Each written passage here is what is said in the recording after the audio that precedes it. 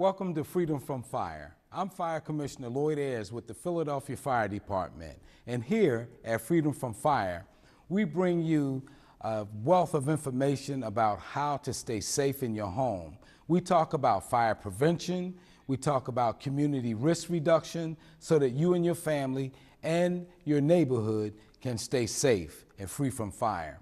We also bring on local experts and regional experts so that we can talk about things that you can do to stay safe from fire. And we also bring on your neighbors, people in the community, fire safety representatives who talk about how they assist in freedom from fire. It's just a great place to be. One of the things I like to talk about is the fire safety seat, that seat of safety, that four-legged stool that allows you to stay safe in your home. First, we like to talk about smoke alarms. And smoke alarms, 10-year lithium battery powered smoke alarms are the best. You want to have one on every level of your home. You want to make sure that they're working properly, and you want to test them every week so that you know in the event of a fire, they'll be ready to warn you so that you and your family can get out safely. Secondly, that second leg of the stool is the home escape plan. You have to have a home escape plan where you sit down with your family. You break out some Kool-Aid or go in the dining room or sit in the living room. But everyone, stop and think about 2 ways out of each room in your home. Wherever you are in your home, you should have 2 ways out. You want to sit down and make sure that you take care of the elderly. You want to make sure that you take care of pets. You want to make sure that you take care of children who can't take care of themselves. And in that home escape plan, you want to practice it as often as possible, at least twice a year. The third leg of that seat of safety is the home fire safety checklist. Now, the home fire safety checklist assessment. It's about 30 different individual items in 5 or 6 different areas where you can do a checklist and you can do this self-assessment. It's either yes or no. Yes, you're doing what it takes to keep your family safe, or no. We have categories like cooking, heating, babysitting, all those types of things where you can keep your family safe. So you want to do that home fire safety checklist, that self-assessment, so that you can stay safe. And the final leg in the stool is taking the pledge. The home fire safety pledge is what you do to make sure that you follow an action plan. It's only words if you only listen and you do nothing. You have to have an action plan. You want to take the home fire safety pledge so that you can actuate all of these great pieces of information that you're going to receive. Okay, and today I have 2 very special guests with me. I have with me today Ms. Darielle Brown-Davis and Mr. Jervis Thompson. Okay, now they are very special people, not just because they're wonderful human beings, but they're also developers of the Fire Safety app. And we're going to let you talk with them or hear from them and find out exactly what that is and exactly what they did to get it into our hands, onto our phones, and into our communities. Now, first, what role, Darielle, did you play in the Fire Safety app? I was a designer and also a developer for the app. Okay, the designer and the developer. Yes. Okay, so that meant that you looked at a series of things that came from fire prevention, I believe. Yes. And absolutely. You put it together so that it could be a working application. Yes. That's right. Okay. That's right. Now, what role did you play, Jervis? How you doing, Commissioner? Thanks for having me on the show. My role was to sit down with Fire Safety Department and the developers and designers as students and help keep them on track, help them with the technology, get feedback from the Fire Safety Department on the vital information, like the 4 legs of the stool you were talking about. It's in there, plus much, much more. Just to make sure everything kept on track. If the students ran into technical difficulties or design difficulties, as a faculty advisor, myself and Troy Finnemore, as part of the faculty, helped them move forward with the Fire Safety Department in developing the app. and you are the digital media professor at Drexel University. My right? title is, ready? Yes? I am a associate teaching professor of web development and interaction design for the Antoinette Westfall College of Media Arts in Drexel University. And now we heard it. Now, we also understand that Darielle is a student there. Yes. What year are you in now? I'm a senior currently. Yes. A senior? Yes. And you took the opportunity to enter into this project. What did you think about that? Well, I was contacted by my professor. He told me a little bit about a possibility of working with the Philadelphia Fire Department on an app, and I immediately was excited. I thought it would be like a great opportunity. I never thought it would go this far. Never thought, of the idea of actually saving lives and helping people to prevent fires from happening in their homes. But it's been an incredible opportunity, and I've been really excited to work on the project. Well, it's a real project. It's a project that I'm certain that it's nationwide now. People are looking at it, getting calls from fire chiefs all around the country that are saying, oh, this is great. It was in Fire Engineering, the date that it came out. Fire Engineering magazine, which is all around the world, and the fire chiefs, different technicians, we use the magazine as a resource so that we can stay on the cutting edge, understanding what's happening out there in the industry, and making sure that we have it for our citizens. So I know you'd like to know that because it's very important. This is a real project. Now, being a senior, the technology, what were the technologies that went into this application? Right. Well, we use several different types of softwares, design software such as Photoshop, Illustrator. Also use some coding softwares, Dreamweaver, BB Edit, and things like that. And some of the technologies that we used were also HTML5, CSS3, jQuery Mobile, Ajax, JavaScript, all those programming languages. Well, I will tell you what. I don't know what it meant. I'm not going to try to figure it out. I'm just going to press the button. Sounds because whatever happened, Dreamweaver, it was one of our dreams in fire prevention to have an app like that. So you certainly did a great job. Thank you. All of those folks that worked with you, and we're just proud to have this application because we understand that this project is going to save lives. Right now, we're looking. I understand that you're doing some tracking on this, Professor.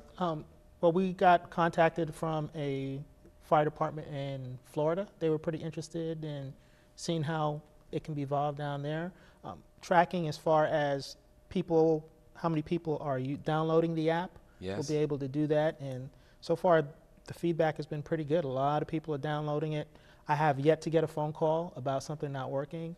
I've been available. So people are downloading it on their iPhones, iPads, Androids, smartphones, Blackberries, and trying it out. And so far, it's been outstanding feedback. Well, something that's important as well is having the opportunity to have this widespread as far as everyone walking around with a cell phone, anyone that needs information about one fire prevention item or even things like first aid. I've noticed there's first aid here, CPR. Someone could hit the application, learn how to do CPR or follow steps to do CPR so that they can help a citizen that's down, or sit back and learn it in their leisure time. So if they come across a person where they need to do CPR, they can do it. So it's just a tremendous application. When I stop and think about all of the things that's available, I say it's going to be walking around town. It's going to be all over the city. It's going to be all over the country eventually. But also, I have it on my computer at home. So I can sit at my desk and open it up and learn about fire safety. So we know how many computers we have out there in the world already. So it's a very important thing that we just know we're going to have this everywhere, and we're proud of it.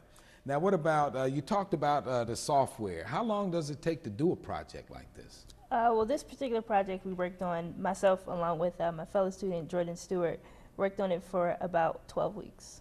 12 weeks. Yes. In 12 weeks' time, you put together as powerful an application as that? It took a lot. Yeah, it was very condensed time schedule, but we had weekly meetings with the fire department. The team met once a week. The two students that were working on the project, Darielle and Jordan, were also putting in 10, 12 hours a week, sometimes more, to get it working because there's some really cool features on it. But yeah, it's 10 intensive weeks, 10 to 12 intensive weeks of putting the app together.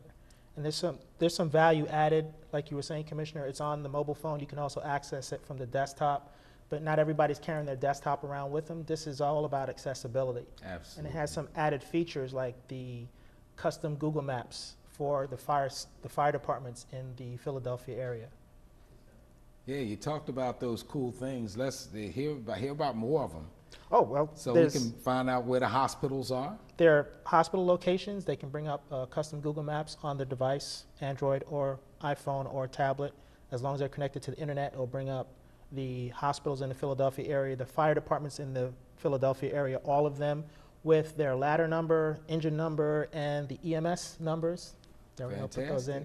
Now, some other added features are when you see a phone number on any one of the pages on a smartphone that's connected, you can just touch the number 311, 911, whatever the phone number may be, and the app will ask you if you want to call that number. So you don't have to leave the app to dial the number. You just touch the number, it will dial the number for you.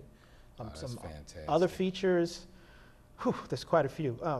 There's also the keyboard when you're entering a form, like you want to submit a form to become a representative for the fire safety part. Representative. There's right. a form in there you can fill out. If you touch the text field to enter your name, it gives you a keyboard with the letters. If you touch a form field for your phone number, the keyboard will change and give you the big phone number, the big number, so it's easy to dial in. So it has custom keyboard technology built in. And there's quite a few other added features that are customized for the mobile device. Now, what about other agencies? Can we link to other agencies through this? Yep, there's a app? link to the Red Cross custom app that you can there's a link so you can download it. There's hopefully in the near future there'll be a link to AEC or ACE. AEDs? AEDs, there you go. AEDs, okay. Once that comes through, we'll be able to link to that. There's also the radio streaming, which I find very entertaining. You can listen to a live radio stream of the fire department that is going on over the air, so you can hear what the fire department people are talking about. All of the unencrypted radio transmissions that people can listen, and many people find that interesting. And I thought it was a great addition to the app. We have a lot of people in the region that listen to the calls, what's actually going on with the fire department.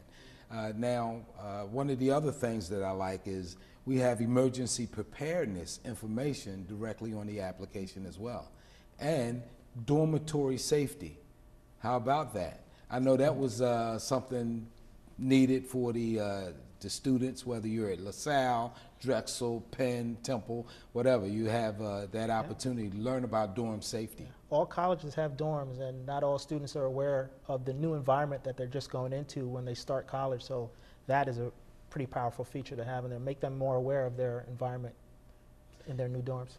Now, you talked about the AED map locator. That's something that we're working on. So that's going to be an upgrade to the app. Yes. One of the cool features about the app is, even though, as you already know, Commissioner, the web is evolving from websites that you look at on your desktop. Is evolving into the cloud where you can access information on devices. One of the cool features about this web app is it will work offline. The only time it really connects to the internet is to download new information. So if you're not connected to the internet, you can still launch the app from your smartphone device. If there's new information, if there's updates, new phone numbers, or additional information to be added, the next time you launch the app, it will go to the internet, see if there's anything new, download it, put it on the device. So it's pretty self-contained. Excellent. Now, one of the things that I liked about the application is that you have a field right at the top, and I can type a couple of letters. Like if I wanted to do CPR, I can put CP and it jumps to the CPR section, or emergency preparedness. It actually jumps to the area that I want information about. Yeah. Cool feature. Oh yeah, I like it. A lot of people who use mobile devices for a long time, it's hard to locate new information. So the quick find feature allows you to just, at the top of the app, like you said, just tap in that field and start typing what you're looking for, and it will narrow down that very long list to exactly what you're looking for. And as an added benefit, if you have a newer device that responds to voice, you can actually touch the keyboard and just say CPR, and it will bring up the CPR buttons for you. Oh, that is really, really nice. We have a device that is able to give you information in so many different ways, and valuable, important, life-saving information. This app was built around the idea that through community risk reduction, through education, and through the dissemination of that information and education, that people can be safe. Here in Philadelphia, one of the key pieces that we look at is 0 fire deaths. And we know that in order to get to 0 fire deaths, you have to have 0 fires. You know, you get 0 fires, you're probably going to have 0 fire deaths.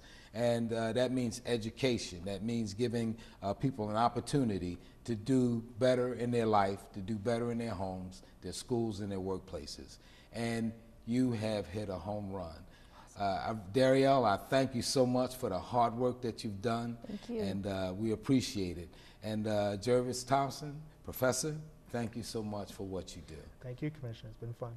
Thank you very much for being here with Freedom from Fire. Now, we're going to have another segment. We're going to be talking to our fire safety representatives. So just stand by, and we'll be right back.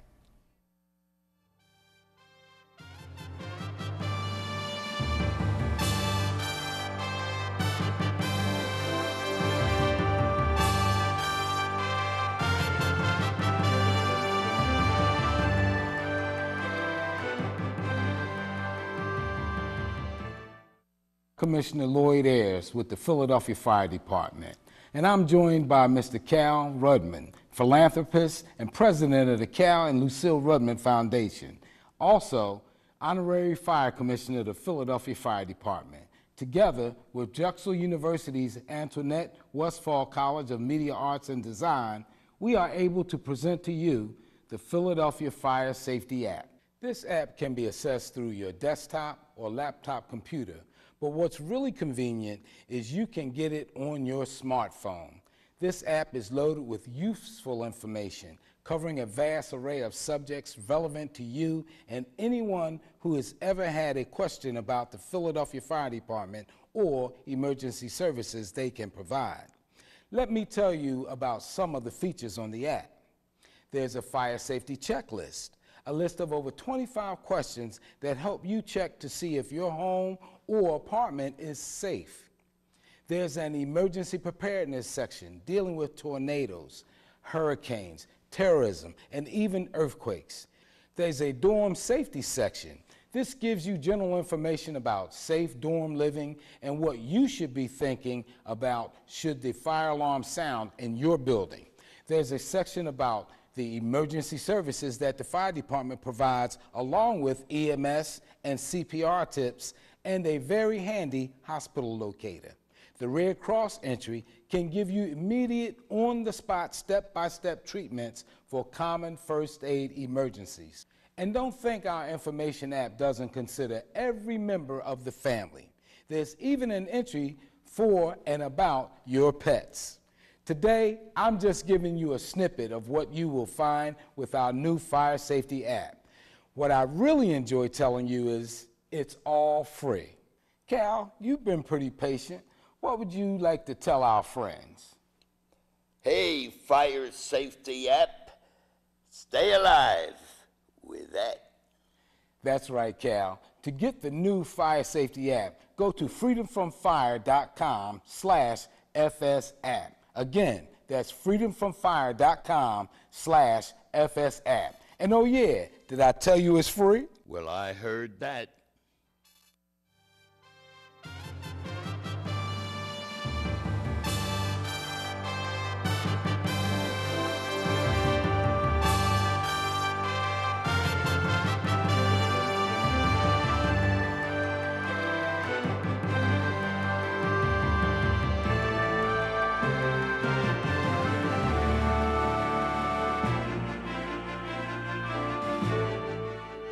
Welcome back to Freedom from Fire. I'm Fire Commissioner Lloyd Ayers, and with me today I have a very special person, part of a very large network now of fire safety representatives who go throughout our city in their blocks, making sure that the families in those blocks are safe, making sure that they get the fire safety information that they need, and smoke alarms if they need those smoke alarms. And we're very proud of all of our fire safety representatives.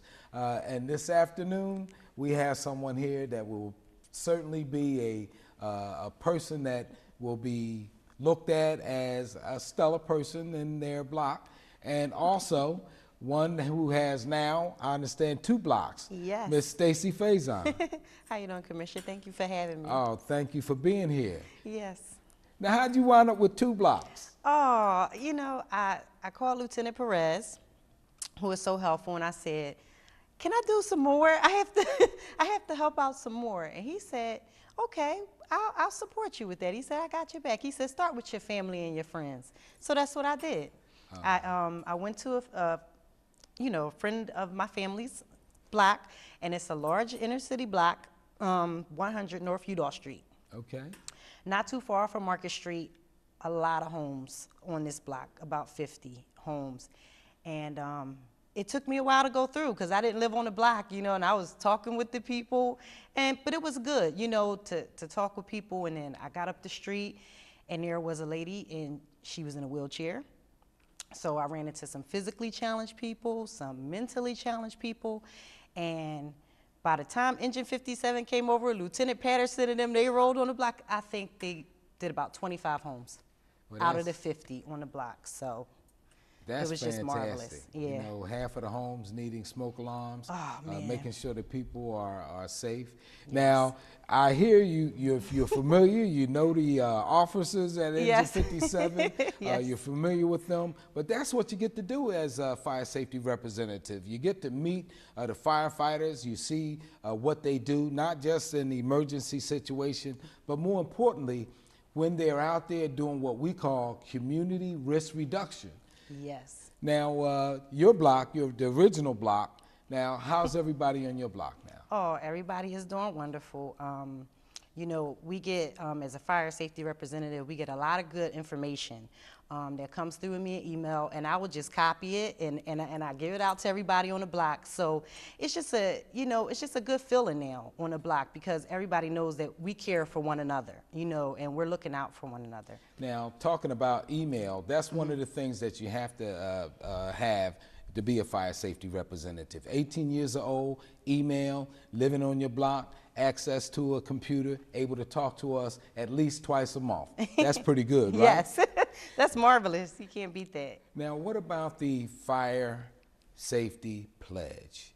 Do you have folks taking the fire safety pledge? Yes, I have taken the fire safety pledge, and I'm giving out all the great information. Even when July 4th came, we got information, to help the children, not to play with all those things they play with and start fires. So I gave out all this stuff, and we didn't have any casualties in our neighborhood, so that was a good thing. Well, that's great. And Yes. I would like for you to help me give our citizens the fire safety pledge. Okay. Now, I'm going to ask them to hold up your right hand and take the pledge with me. I love my family, and I am responsible for their safety. Therefore, I pledge to have at least one working smoke alarm on each level of my home. I pledge to test the battery once each week and replace it or the smoke alarm as needed. I pledge that every family member will sleep with their bedroom door closed. I pledge to develop and practice a home escape plan. I pledge that if I cannot afford smoke alarms, I will contact the smoke alarm hotline by calling 311. All this I solemnly pledge. Now, that's a wonderful pledge, and what it does is it actuates the action plan, if you Yes. will. We talk about having a home escape plan. We talk about making sure that your family sits down and goes through 2 ways out of each room, Yes. goes through where to meet in that pre-designed or identified area where you can meet, do the head count, all of those things. Now, how are the families making out there with that? They are making out good.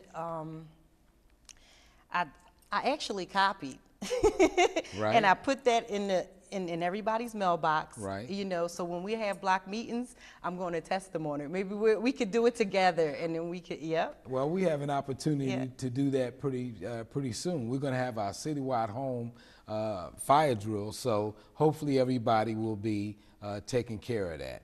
Yeah. So one of the things that we look at is pulling everybody together, making sure that we do things together as far as staying safe. That way Yes. we have communities and we have blocks, communities, and neighborhoods that are safe all the time. Thank you for being here with me. So Thank again, welcome to Freedom from Fire. Thank you for being here with us. Make sure that you stay safe in your home.